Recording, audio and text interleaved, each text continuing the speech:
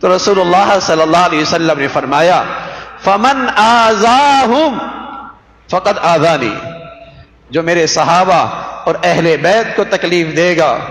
اس نے مجھے تکلیف، ومن آذانی فقد آذ اللہ، اور جس نے مجھے تکلیف دی اس نے اللہ کو تکلیف، ومن آذ اللہ فیوشک ان یأخذ، اور جو اللہ کو تکلیف دے گا بہت جلد اللہ اس کی پکڑ فرمائے۔ اور دنیا میں اللہ کی پکڑ کسی پہ بہت سخت آتی ہے،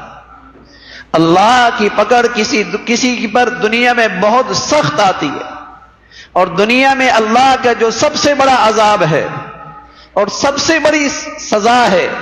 اور سب سے بڑی ناراضگی ہے وہ اللہ کی یہ ہے کہ وہ بغیر ایمان کے دنیا سے جاتا، اس کا خاتمہ کفر اور نفاق پر ہوتا ہے۔ یہ اس دنیا میں اللہ کی پکڑ کی سب سے بڑی سزا ہے،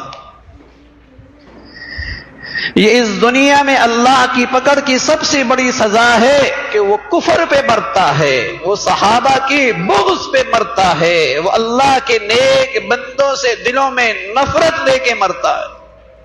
اس لیے رسول اللہ صلی اللہ علیہ وسلم فرمایا کرتے تھے لا تسبوا اصحابی، میرے صحابہ کو برا بھلا نہ کر، میرے صحابہ کو برا بھلا نہ کہنا۔ اور پھر رسول اللہ صلی اللہ علیہ وسلم نے فرمایا اذا رأيتم الذين يسبون اصحابي،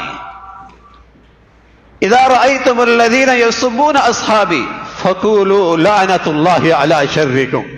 جب تم ایسے لوگوں کو دیکھو جو میرے صحابہ پہ لعن طعن کرتے ہیں، ان کی شان میں توہین کرتے ہیں، تم انہیں کہو تمہاری اس حرکت پر تم پہ خدا کی لعنت ہو، تمہاری اس حرکت پر خدا کی لعنت ہو۔ رسول اللہ صلی اللہ علیہ وسلم نے کیسے بیزاری کا اعلان فرمایا ان سے جن کے دل اہل بیت حضرات صحابہ کی محبت سے خالی۔ تو مسلمان اہل بیت ہیں، حضرات صحابہ ہیں، ان سے محبت اپنے ایمان کا حصہ سمجھتے، اور کیوں نہ سمجھیں، اس دین کی ابیاری میں، اس دین کی امانت اور اس کی حفاظت میں اسی مبارک جماعت کا خون ہی تو ہے،